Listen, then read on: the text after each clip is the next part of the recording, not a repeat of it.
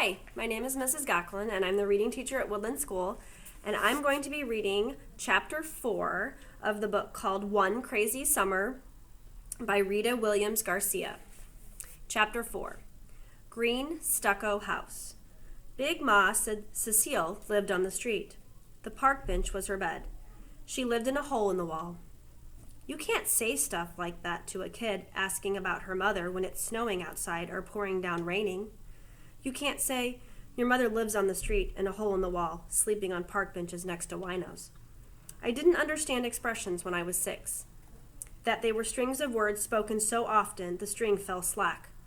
Your mother lives on the street in a hole in the wall, sleeping on park benches next to winos, sounded exactly as Big Ma said it. When you're 6, you picture your mother living on black and gray tar full of potholes, broken glass, skid marks, and blackened gum. All of that overrun by cars, buses, and trucks. You squeeze your brain one way, your imagination the other way, and see your mother peeking out the holes of crumbling, abandoned buildings to stay dry when it snowed or rained. You see your mother sleeping on splintery park benches stained with pigeon poop, and a smelly, toothless wino sleeping next to her. When you're 6, you wonder why your mother would rather live on the street, in a hole in the wall, and sleep on park benches next to winos than live with you. Even though I'd finally figured out these were expressions and not the plain, factual truth, I expected Cecile Johnson to, at the very least, be bad off. To be one of those Negroes living in poverty, as the news often put it. I expected I'd have to nudge Vanetta and Fern into knowing better when they asked for all the things we had at home, like Mr. Bubble Bubble Bath, extra helpings of chicken and ham, or banana puddings on Sunday. When Cecile slowed her man-sized steps, tore off her big hat, her scarf, and her dark glasses, we knew we had arrived. We followed her into the yard and down the walkway. I stared at her 8 thick braids of unpressed hair, pencils shoved in the plate above her ear. Then I joined my sisters, taking in the shock of her house and the yard, the place where she lived. This is your house? Vanetta was the first to put our amazement into words. To begin with, the house was covered in peaks of hard green frosting. Stucco, Cecile called it. She said she applied the stucco herself. The green prickly house was surrounded by a dried-out but neatly trimmed lawn. To one side of the house was a rectangular concrete slab with a roof over it. A carport, she said. Just no car. On the other side, a baby palm tree sloped toward the sun. That palm tree was as out of place as the stucco. That's how I could be sure it was Cecile's home, all right. Even though Cecile said the house was hers and not to worry about how she got it, that wasn't enough to suit Vanetta. Big Ma said, I kicked her before she could go further. She knew better than to repeat Big Ma's words, and if she didn't, that kick should have smarted her into knowing better. Whether Cecile heard Vanetta starting to insult her or if she saw me kick her second child, she didn't let on. She just said, come on, and put the key in the door. We walked inside and looked around. I expected to see writing on the walls, wavy, colored hippie writing all over, since she was free to do what she wanted in her own house. I expected to read strings and strings of words tapped out from her pencil onto the walls, but the walls in Cecile's house were clean, painted a yellow beige, and had no writing. Still, flashes of memory popped before me. Flashes of Cecile writing on the walls, and on boxes. Flashes of paint smells, Papa painting over her pencil marks. Flashes of loud, Papa and Cecile, angry talking.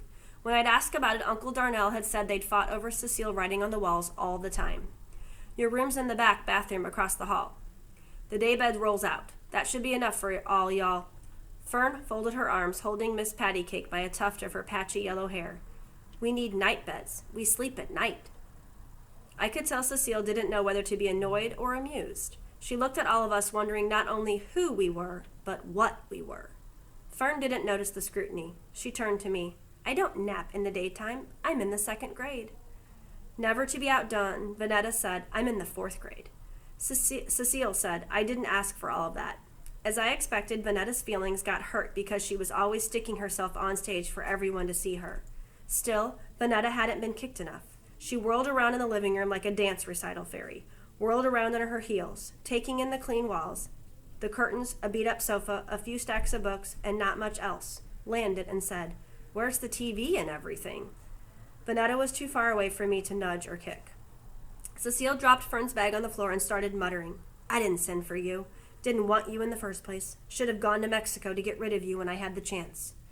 It didn't seem like she was talking to us. She didn't even look at Vanetta, or Fern, and me. She kept talking, muttering about Mexico, throwing her Matahari disguise on the beat-up sofa.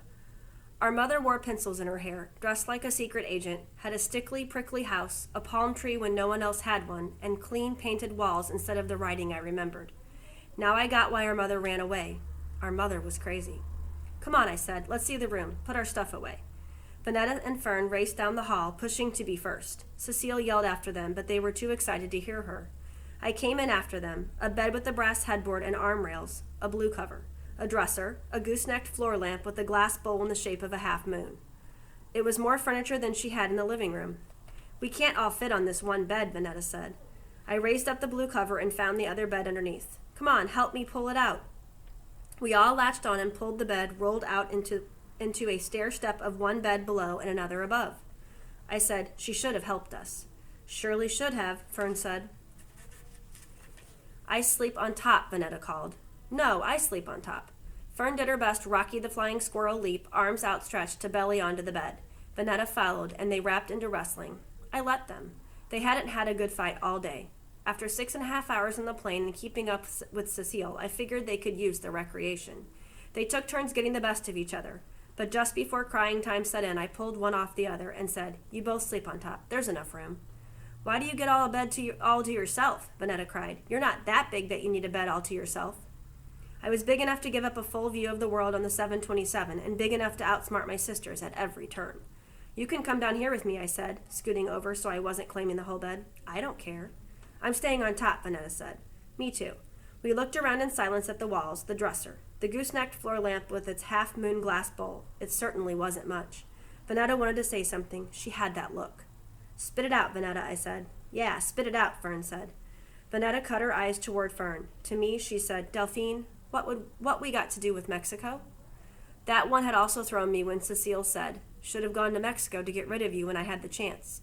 I didn't rightfully know what that meant, but I was all my sisters had, so I said. That's where women go who don't want their babies. But why Mexico? And not Queens, Fern asked. Because Queens is too close, I said, as if I knew. Then I added all of my age and wisdom. They buy babies down in Mexico for rich people. They both said, oh. I didn't want to say Big Ma was right. Cecile was no kind of mother. Cecile didn't want us. Cecile was crazy. I didn't have to. And that's the end of chapter 4.